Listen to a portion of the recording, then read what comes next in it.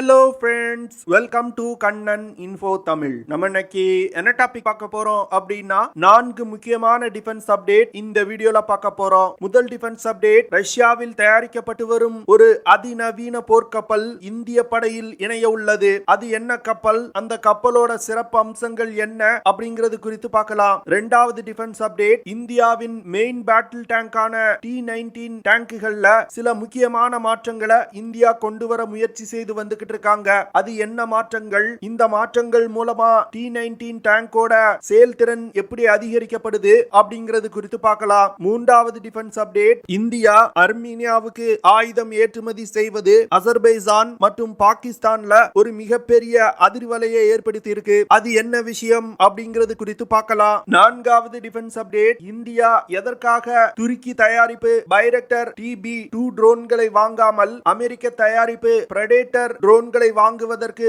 முயற்சி செய்து வந்துகிட்டு இருக்காங்க அப்படிங்கிறதுக்கு ஒரு முக்கியமான காரணம் வெளிவந்திருக்கு. அது என்ன காரணம், இந்தியா எதற்காக பைரக்டர் TB2 ட்ரோன்களை நிராகரிச்சாங்க, அந்த ட்ரோன்களில் உள்ள குறைபாடு என்ன அப்படிங்கிறது குறித்து நம்ம டீடைலா இந்த வீடியோல பார்க்கலாம். நம்ம சேனல்ல டிஃபென்ஸ் ரிலேட்டடா தினம் ஒரு வீடியோ பப்ளிஷ் பண்ணிட்டு இருக்கோம். உங்களுக்கு டிஃபென்ஸ் ரிலேட்டடான செய்திகளை உடனுக்குடன் தெரிஞ்சுக்கிடணும்னா நம்ம சேனலை சப்ஸ்கிரைப் பண்ணி சப்போர்ட் பண்ணுங்க. நீங்க பண்ற ஒவ்வொரு சப்ஸ்கிரிப்ஷனும் எனக்கு அடுத்தடுத்த வீடியோஸ் போடுறதுக்கு ஒரு மோட்டிவேஷனா இருக்கும். ரஷ்யாவில் உள்ள என்தார் ஷிப்யார்ட் லிமிடெட் நிறுவனத்தின் CEO சமீபத்துல ஒரு பேட்டி கொடுத்திருந்தாரு. இந்த பேட்டியில இந்தியாவிற்காக கட்டப்பட்டு வரும் INS துஷில் போர் கப்பலோட வேலைகள் முடிவடையும் தருவாயில் இருப்பதாகவும் 2023 வருஷத்தோட முதல் பாதியில இந்த கப்பல் இந்திய கடற்படையிடம் ஒப்படைக்கப்படும் அப்படின்னு சொல்லியிருக்காரு. என்தார் ஷிப்யார்ட் லிமிடெட் நிறுவனத்துல ரஷ்யாவின் பிளாக் சி பிளீட்டுக்காக 6 போர்க்கப்பல்கள் கட்டப்பட்டு வருது.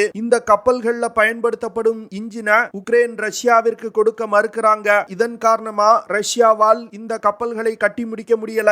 ரஷ்ய கப்பல் கட்டப்பட்டு வரும் அதே என்தார் ஷிப்யார்ட் லிமிடெட் நிறுவனத்துல தான் இந்திய கடற்படைக்காக கட்டப்பட்டு வரும் துஷில் மற்றும் தமால் போர்க்கப்பல்கள் கட்டப்பட்டு வருது. இந்த 2 போர்க்கப்பல்களும் ப்ராஜெக்ட் 11356 அப்படிங்கிற திட்டத்தின் கீழ் கட்டப்பட்டு வருது. இந்தியா ரஷ்யாவுடன் 2018 வருடம் இந்த ப்ராஜெக்ட் 11356 அப்படிங்கிற திட்டத்துக்கு கையெழுத்திட்டாங்க.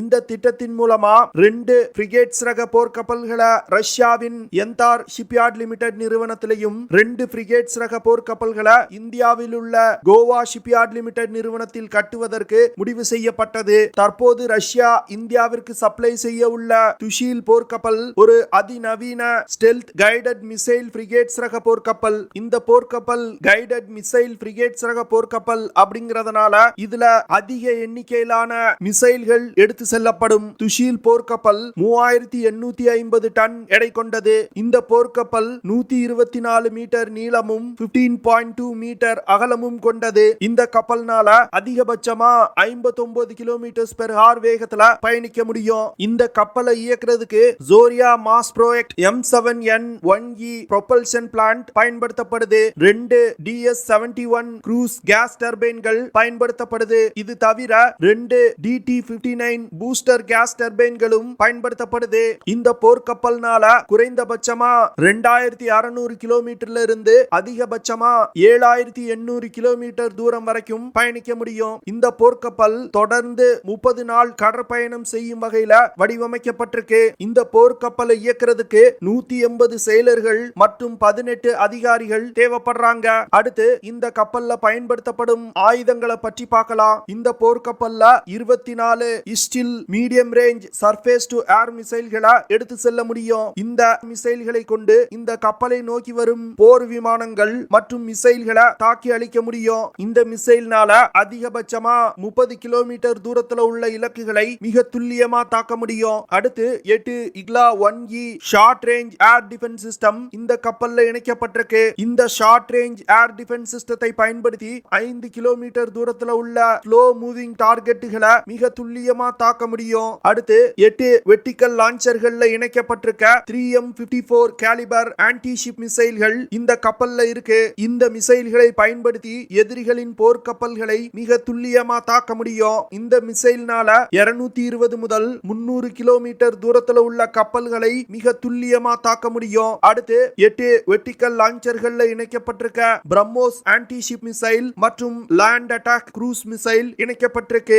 இந்த மிசைல்களை பயன்படுத்தி அதிகபட்சமா 600 கிலோமீட்டர் தூரத்துல உள்ள எதிரிகளின் போர்க்கப்பல்கள் மற்றும் தரையில் இருக்கக்கூடிய டார்கெட்டுகளை மிக துல்லியமா தாக்க முடியும். இது தவிர ஒரு 100 mm A190E நேவல் கன் இந்த கப்பல்ல இணைக்கப்பட்டிருக்கு. 2 AK-630 close in weapon system இணைக்கப்பட்டிருக்கு. இந்த கப்பல்ல இருந்து டார்பிடோக்கள் மற்றும் ராக்கெட்டுகளையும் லான்ச் செய்ய முடியும். இது போன்ற பல விதமான ஆயுதங்கள் இந்த போர்க்கப்பல்ல இருக்கு. துஷில் போர்க்கப்பல்ல இருந்து ஒரு ஹெலிகாப்டரை இயக்க முடியும். இந்த போர்க்கப்பல் மட்டும் இந்திய கடற்படையில் இணைக்கப்பட்டுச்சு அப்படின்னா இந்திய பெருங்கடல் பகுதியில இந்தியாவின் வலிமை அதிகரிக்கும். இரண்டாவது டிஃபென்ஸ் அப்டேட், இந்திய தரைப்படையின் மெயின் பேட்டில் டேங்கா T-90 பீஷ்மா டேங்க்ஸ் செயல்பட்டு வருது. இந்த டேங்குகளை இந்தியா ரஷ்யாவில் இருந்து இப்போ இறக்குமதி செஞ்சிருக்காங்க. ஆனா இந்த டேங்குகள் பழைய சிஸ்டங்கள் கொண்ட டேங்க். இந்த டேங்குகளை தற்போது ஆவடியில் இருக்கக்கூடிய ஹெவி வெஹிக்கிள்ஸ் ஃபேக்டரியில அப்கிரேட் செய்து வர்றாங்க. பழைய ரஷ்ய டேங்குகள்ல இந்தியாவில் உருவாக்கப்பட்ட அதிநவீன சிஸ்டங்கள் இணைக்கப்பட்டு வருது. குறிப்பா சொல்லணும் அப்படின்னா automatic target tracking, digital ballistic computer, auxiliary power unit போன்ற முக்கியமான அனைத்து சிஸ்டங்களையும் இந்தியா அப்கிரேட் செய்றாங்க. இது தவிர commander panoramic sight, drivers night sight alert போன்ற சிஸ்டங்களும் இந்த டேங்க்ல இணைக்கப்பட உள்ளது. இந்த சிஸ்டங்கள் ஏற்கனவே இந்தியாவின் அர்ஜுன் டேங்குகள்ல இணைக்கப்பட்டிருக்கு. ரஷ்யாவில் இருந்து இந்தியாவிற்கு கொண்டு வரப்பட்டு அப்கிரேட் செய்யப்பட்டு வரும் T-90 டேங்குகள்னால 550 கிலோமீட்டர் தூரம் வரைக்கும் பயணிக்க முடியும். இந்த டேங்குகள்னால அதிகபட்சமா 60 கிலோமீட்டர் வேகத்துல பயணிக்க முடியும். T-90 டேங்க் 46 டன் எடை கொண்டது. இந்தியா இன்னும் அதிகமான டேங்குகளை ரஷ்யாவில் இருந்து வரவழைக்க போறாங்க. இந்த டேங்குகள்ல தற்போது செய்யப்படும் அப்கிரேடுகளை விட அதிக அப்கிரேடுகள் செய்யப்பட உள்ளது. குறிப்பா சொல்லணும் அப்படின்னா loitering ammunition, artificial intelligence, drone integration, active defence system போன்ற பல சிஸ்டங்கள் இணைக்கப்படுது. இதன் மூலமா ஒரு யுத்த களத்துல இந்த டேங்குகள் பயன்படுத்தப்படும் பொழுது டேங்குகள்ல இருக்கக்கூடிய வீரர்களுக்கு அதிகமான சிச்சுவேஷனல் அவேர்னஸ் இருக்கும். இதனால எதிரிகளின் இலக்கை மிக எளிதா கண்டுபிடித்து தாக்கி அழிக்க முடியும். மூன்றாவது டிஃபென்ஸ் அப்டேட், இந்தியா 2020 இருந்து அர்மீனியாவுக்கு பலவிதமான ஆயுதங்களை ஏற்றுமதி செஞ்சு வந்துகிட்டு இருக்காங்க. Artillery systems, Pinaka multi barrel rocket launching system, weapon locating radar, loitering units, anti tank missiles போன்ற பல சிஸ்டங்களை அர்மீனியாவுக்கு இந்தியா ஏற்றுமதி செய்றாங்க. இது தொடர்பா சமீபத்துல அசர்பைஜான் தொலைக்காட்சி ஒரு பிரத்யேக நிகழ்ச்சி நடத்தினாங்க. இந்த நிகழ்ச்சியில அர்மீனியா நாட்டை சேர்ந்த டிஃபென்ஸ் எக்ஸ்பர்ட்ஸ் கலந்து கொண்டு இந்தியா அர்மீனியாவுக்கு ஆயுதம் சப்ளை செய்வது இந்த பிராந்தியத்தின் அமைதியை பாதிக்கும், அதுவும் அசர்பைஜானுக்கு மிகப்பெரிய இழப்பை ஏற்படுத்தும் அப்படின்னு பேசியிருக்காங்க. அது மட்டும் இல்லாம இந்தியா எதற்காக அர்மீனியாவுக்கு ஆயுதம் சப்ளை செய்றாங்கன்னா அசர்பைஜான் பாகிஸ்தானுடன் நெருங்கிய நட்புறவு கொண்டிருக்கிறதுனால பாகிஸ்தானை பழி வாங்குவதற்கு இந்தியா அர்மீனியாவுக்கு ஆயுதம் விற்பனை செய்றாங்க அப்படின்னு அவங்க குற்றம் சுமத்தி இருக்காங்க. இதே போன்று சமீபத்துல பாகிஸ்தானுடைய டிஃபென்ஸ் எக்ஸ்பர்ட்ஸும் இந்தியா அர்மீனியாவுக்கு ஆயுதம் விற்பனை செய்வது குறித்து கிரிட்டிசைஸ் செஞ்சிருந்தாங்க. அதே நிகழ்ச்சியில் பங்கேற்ற சில அசர்பைஜான் டிஃபென்ஸ் எக்ஸ்பர்ட்ஸ் இந்தியா அர்மீனியாவுக்கு ஆயுதம் சப்ளை செய்யறதுனால எந்த ஒரு விஷயமும் மாறிட போறது கிடையாது. நம்ம கிட்ட துருக்கி நாட்டு தயாரிப்பு அதிநவீன ஆயுதங்கள் இருக்கு. இந்திய தயாரிப்பு ஆயுதங்கள் தரம் குறைந்தது. அதனால இதை கண்டு பயப்பட தேவையில்லை அப்படின்னு சொல்றாங்க. ஆனா அவங்க எந்த விதத்துல இந்திய ஆயுதங்களை விட துருக்கி ஆயுதம் தரம் உயர்ந்தது அப்படின்னு சொல்றாங்கன்னு தெரியல. இந்திய ஆயுதங்களின் வலிமை அர்மீனியாவுக்கும் அசர்பைஜானுக்கும் இரண்டாவது முறையா யுத்தம் வரும் பொழுது அசர்பைஜானுக்கு தெரிய வரும். நான்காவது டிஃபென்ஸ் அப்டேட், அமெரிக்கா ஆர்ம்டு ட்ரோன்ஸை பயன்படுத்தி ஆப்கானிஸ்தான், சிரியா, ஈராக், பாகிஸ்தான் போன்ற பல இடங்கள்ல தாக்குதல் நடத்தினாங்க. இந்த தாக்குதல்களும் எதிரிகளுக்கு மிகப்பெரிய சேதத்தை ஏற்படுத்திச்சு. இதனால அமெரிக்காவின் பிரெடேட்டர் ட்ரோன்களை வாங்குவதற்கு பல நாடுகள் முயற்சி செய்தாங்க. ஆனா அமெரிக்காவின் ஒரு பிரெடேட்டர் ட்ரோனோட விலை 100 மில்லியன் அமெரிக்க டாலர். இதனால பெரும்பாலான நாடுகள் இந்த ட்ரோனை வாங்க முடியல. அதற்கு பிறகு அர்மீனியாவுக்கும் அசர்பைஜானுக்கும் இடையே நடந்த யுத்தத்துல துருக்கி நாட்டின் பைரக்டர் TB2 ட்ரோன்கள் சிறப்பா செயல்பட்டுச்சு அப்படின்னு சொன்னாங்க.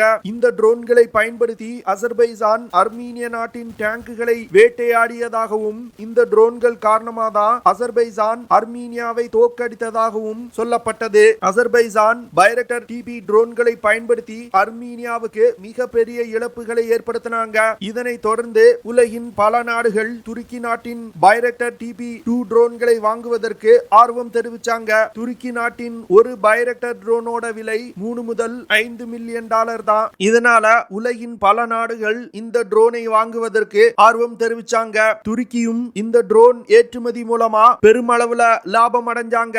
இந்த சூழ்நிலையில பைரக்டர் டிபி 2 ட்ரோன்களை உக்ரைனும் அதிக அளவுல வாங்கி பயன்படுத்த ஆரம்பிச்சாங்க. இப்போ நடந்து வரும் உக்ரைன் ரஷ்யா போர்ல தொடக்கத்துல பைரக்டர் டிபி 2 ட்ரோன்கள் மிக சிறப்பா செயல்பட்டது. ஆனா ரஷ்யா இந்த ட்ரோன்களை எப்படி கவுண்டர் செய்வது அப்படிங்கிற விஷயத்தை கண்டுபிடித்த பிறகு இந்த ட்ரோன்கள் உக்ரைன் ரஷ்யா போர்ல பயனற்று போனது. உக்ரைன் பயன்படுத்திய பெரும்பாலான பைரக்டர் ட்ரோன்கள் ரஷ்ய ஏர் டிஃபென்ஸ் சிஸ்டங்களால் சுட்டு வீழ்த்தப்பட்டது. முதல் 7 நாள் யுத்தத்துல பைரக்டர் டிபி ட்ரோன்கள் மிக சிறப்பா செயல்பட்டிருக்கு. அதற்கு பிறகு ரஷ்யா தன்னுடைய வார்னிங் ரடார்களை பயன்படுத்தி இந்த ட்ரோன்களை கண்டுபிடித்து எலக்ட்ரானிக் வார்ஃபேர் சிஸ்டத்துல பயன்படுத்தப்படும் ஏர் டிஃபென்ஸ் சிஸ்டங்களை பயன்படுத்தி மிக எளிதா தாக்கி அழிச்சிட்டாங்க. இதனை தொடர்ந்து உக்ரைனால் இந்த ட்ரோனை தாக்குதல்களுக்கு பயன்படுத்த முடியாத நிலை ஏற்பட்டிருக்கு. தற்போது உக்ரைன் இந்த ட்ரோன்களை ரெகானசன்ஸ் ஆபரேஷன் மற்றும் ஆர்ட்டிலரி யூனிட்டுகளுக்கு தேவையான டார்கெட் அக்யூசேஷன் வேலைகளை செய்றாங்க. முதல்ல இருந்தே இந்தியாவுடைய மிலிட்டரி பிளானர்ஸ் துருக்கி நாட்டின் பைரக்டர் டிபி 2 ட்ரோன்கள் மீது ஆர்வம் காட்டல. இதற்கு காரணம் இந்தியாவுடைய மிலிட்டரி பிளானர்ஸ்க்கு இந்த பைரக்டர் மீடியம் ஆல்டிடியூட் லாங் என்டியூரன்ஸ் ட்ரோன்னால அதிகமான ஏர் டிஃபென்ஸ் மற்றும் ரடார் சிஸ்டங்கள் பயன்படுத்தப்படும் யுத்தக்களங்கள்ல சிறப்பா செயல்பட முடியாது அப்படிங்கிற விஷயத்தை கணிச்சிட்டாங்க. ஏன்னா இந்த ட்ரோன்களால் குறைவான உயரத்துல மிகவும் ஸ்லோவா தான் பறக்க முடியும். இதனால ஏர் டிஃபென்ஸ் சிஸ்டங்களால் இந்த ட்ரோன்களை மிக எளிதா தாக்க முடியும் அப்படின்னு இந்தியன் மிலிட்டரி பிளானர்ஸ் கணிச்சிட்டாங்க. இதன் காரணமாக தான் துருக்கி நாட்டின் ட்ரோன்களை வாங்குவது குறித்து இந்தியா யோசிக்கவே இல்லை. அதற்கு பதில் இந்தியா அமெரிக்காவின் பிரெடேட்டர் ட்ரோன்களை வாங்குவதற்கு அதிக முனைப்பு காட்டி வர்றாங்க. ஆனா இந்தியாவுடைய மிலிட்டரி பிளானர்ஸ் உக்ரைன் ரஷ்யா போர்ல இருந்து லாய்டரிங் அம்யூனிஷன்ஸோட முக்கியத்துவத்தை உணர ஆரம்பிச்சிட்டாங்க. ஏற்கனவே இந்திய படையில் இஸ்ரேல் தயாரிப்பு லாய்டரிங் யூனிட்ஸ் பயன்பாட்டில் இருந்து வருது. இருந்தாலும் பல இந்திய தனியார் நிறுவனங்களை ஊக்குவித்து லாய்டரிங் அம்யூனிஷன்ஸை தயாரிக்க இந்தியா முயற்சி செய்து வந்துகிட்டு இருக்காங்க. இதன் காரணமாக தான் இந்தியா துருக்கி நாட்டின் பைரக்டர் டிபி 2 ட்ரோன்களை வாங்காமல் நிராகரிச்சாங்க. ஓகே ஃப்ரெண்ட்ஸ், நம்ம வீடியோவோட நிறைவு பகுதிக்கு வந்துட்டோம். இதெல்லாம் தான் நான் உங்ககிட்ட ஷேர் பண்ணணும் அப்படின்னு நினைச்ச விஷயங்கள். ஐ ஹோப் நான் ஷேர் பண்ண விஷயங்கள் உங்களுக்கு பிடிச்சிருக்கும்னு நினைக்கிறேன். அப்படி பிடிச்சிருந்துச்சுன்னா ஷேர் பண்ணுங்க, லைக் பண்ணுங்க, கமெண்ட் பண்ணுங்க. மறக்காம நம்ம சேனலுக்கு சப்ஸ்கிரைப் பண்ணுங்க.